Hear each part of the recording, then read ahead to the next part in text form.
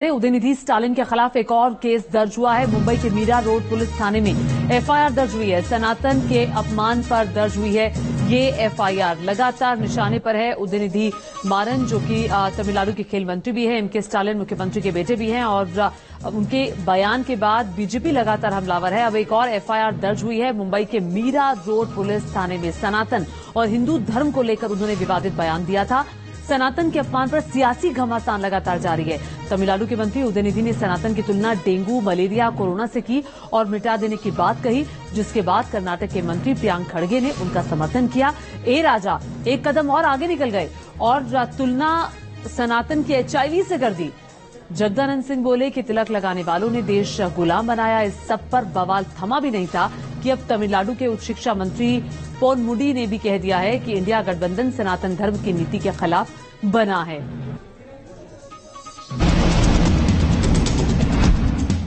क्या सनातन का अपमान कर विपक्ष के नेताओं ने सेल्फ गोल कर दिया है? क्या सॉफ्ट हिंदुत्व की राह पर चल रही कांग्रेस के लिए मुश्किलें पैदा हो गई हैं? क्या विपक्ष के खिलाफ मोदी को मिल गया है सबसे बड़ा ब्रह्मास्त्र? मोदी को सत्ता से हटाने के लिए इंडिया गठबंधन को ब्रह्मास्त्र बताने वाला विपक्ष सनातन के मुद्दे पर बुरी तरह घिर गया है और बीजेपी के लिए सनातन के अपमान का मुद्दा किसी ब्रह्मास्त्र से कम नहीं है। सनातन पर विवादित बयान क्यों दिए जा रहे हैं? इससे किसे क्या सियासी नफा नुकसान होगा, इसका विश्लेषण करेंगे। पहले आपको सुनाते हैं वो बयान जिससे सियासी पारा चढ़ गया है। सनातन पर सबसे पहला विवादित बयान तमिलनाडु के मंत्री उदयनिधि स्टालिन का आया। सुनिए उन्होंने सनातन पर क्या टिप्पणी की है। சனாதனம் என்பதை எதிர்ப்பதை விட ஒழிப்பதே நாம் செய்ய வேண்டிய முதல் காரியமாகும். எனவே இந்த மாநாட்டிற்கு மிக பொருத்தமான தலைப்பு வைத்திருக்கிறீர்கள், அதற்கு என்னுடைய பாராட்டுகள்। उदयनिधि ने सनातन के तुलना डेंगू, मलेरिया से की तो कांग्रेस अध्यक्ष मल्लिकार्जुन खड़गे के बेटे और कर्नाटक के मंत्री प्रियांक खड़गे ने उदयनिधि का समर्थन करने में देर नहीं लगाई। Any religion that does not promote equality, any religion that does not ensure that you have the dignity of being a human being is not a religion according to me. Any religion which does not give you equal rights, does not treat you like humans, is not a religion. DM के सांसद दो कदम और आगे निकल गए। उन्होंने सनातन की तुलना एचआईवी से कर दी। அவர் உள்ளபடியே கடமை வச்சிருந்தா இத்தனை வெளிநாட்டுக்கு போயிடக்கூடாது. ஏன்னா ஒரு நல்ல இந்து வெளிநாடு கடல் கடந்து போகக்கூடாது. உனக்கு ஊர் சுத்துறதே வேலை. சனாதனத்தை மீறி ஊர் சுத்துற ஒரு ஆளு சனாதனத்தை காப்பாத்துன்னு சொல்றது எவ்வளவு பெரிய அயோக்கியத்தனம். இந்த அயோக்கியத்தனத்துக்கு இன்றைக்கு அமைச்சரவையை கூட்டி सनातनத்தை பற்றி நன்றாக பேசுங்கள், பரப்புங்கள்। सबसे बड़ा बयान तमिलनाडु के उच्च शिक्षा मंत्री के पोनमुडी का आया है, जिसने बीजेपी को बैठे बिठाए बड़ा मुद्दा दे दिया। இதில் இருப்பவர்களெல்லாம் சமத்துவத்தை உருவாக்க வேண்டும், மத இன சிறுபான்மை சமுதாயத்தை காப்பாற்ற வேண்டும், ஆண் பெண் சமத்துவத்தை காப்பாற்ற வேண்டும், இந்த சமூக சிந்தனையோடு இந்த இயக்கத்தை உருவாக்க வேண்டும் என்பதுதான் இன்று 26 கட்சிகள் உருவாகி இருக்கிற இந்த இந்தியா கூட்டணியினுடைய நோக்கம். அவை வந்திருக்கிற நீங்கள் எல்லாம் நாம் என்னதான் சமூகத்திலே நாம் எவ்வளவு செஞ்சாலும்। सुना आपने, इंडिया गठबंधन सनातन धर्म की नीति के खिलाफ बना है। जिस गठबंधन पर बीजेपी इंडिया गठबंधन को अभी तक भ्रष्टाचार, परिवारवाद पर घेर रही थी, वो अब सनातन के मुद्दे पर हमलावर है।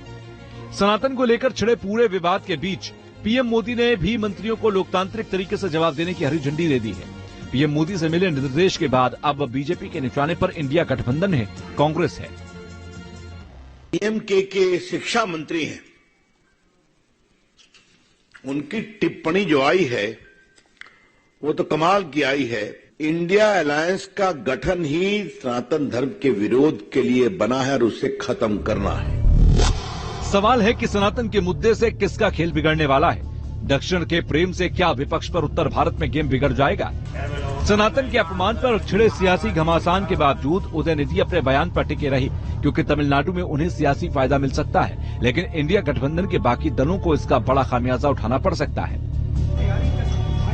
पिछले कुछ समय से कांग्रेस तो अपने हिंदुत्व की राह पर चल रही है। राहुल और प्रियंका मंदिर मंदिर मत्था टेक रहे हैं। ऐसे में सनातन पर की गई टिप्पणियों से सबसे ज्यादा कांग्रेस कटघरे में। हालांकि कांग्रेस ने सनातन पर दिए नेताओं के बयान से पल्ला झाड़ लिया है। सनातन के अपमान पर बीजेपी के तेवर बता रहे हैं कि वो विपक्ष को इस मुद्दे पर कहां तक घेर सकती है। ये कांग्रेस के लोग तमाम ऐसे राजद ऐसे उनके जो INDIA का जो उन्होंने ठगबंधन बनाया है, वो गाली दिलाने के लिए हिंदुओं को, सनातन धर्मावलंबियों को, जो सनातन मूल है, अपने बाप दादा को अगर गाली देते हो, आकाश को थूक फेंकोगे तो क्या हालत होगा, ये जानते हो कि नहीं जानते हो? इतना ही नहीं, तमिलनाडु के बीजेपी अध्यक्ष के अन्नामलाई ने एक्स पर पोस्ट कर एक बार फिर से डीएमके सांसद ए राजा की कलाई खोली। वीडियो में डीएमके सांसद ए राजा ने हिंदू धर्म को भारत और दुनिया के लिए खतरा बताया। सनातन के मुद्दे पर सियासी नफे नुकसान की बात करें तो तमिलनाडु, कर्नाटक, आंध्र प्रदेश, केरल और तेलंगाना में हिंदुओं की आबादी भी अच्छी खासी है। तमिलनाडु, कर्नाटक, तेलंगाना और आंध्र प्रदेश में 80% से ज्यादा हिंदू हैं। केरल में ये 55% के आसपास हिंदू हैं। ऐसे में कांग्रेस और इंडिया गठबंधन को हिंदू वोट बैंक की चिंता होना लाजमी है। यही वजह है कांग्रेस और तमाम सहयोगी दल सधी हुई प्रतिक्रिया दे रही हैं। बात करें बीजेपी की तो 2019 में बीजेपी को असम, गुजरात, दिल्ली, बिहार, झारखंड, राजस्थान, महाराष्ट्र, उत्तर प्रदेश और बंगाल में 57% से लेकर 70% तक हिंदू वोट मिला था। इन राज्यों में लोकसभा की 296 सीटें हैं। अगर बीजेपी ने हिंदू बेल्ट में सनातन के मुद्दे को जोरदार ढंग से उठाया तो इंडिया गठबंधन के लिए जवाब देना मुश्किल हो सकता है। बीजेपी हार्ड हिंदुत्व के लिए जानी जाती है। राम मंदिर हो या फिर मथुरा काशी, बीजेपी की रणनीति साफ है। सनातन के अपमान के मुद्दे ने बीजेपी के हिंदुत्व के एजेंडे को नई धार दे दी है। बीजेपी के निशाने पर सबसे ज्यादा कांग्रेस है। इससे पहले राम सेतु के मुद्दे पर भी बीजेपी ये संदेश देने में कामयाब रही थी कि कांग्रेस हिंदू विरोधी है और राम के अस्तित्व को नहीं मानती। Team news nation. और इस स्पेशल रिपोर्ट के साथ ही वक्त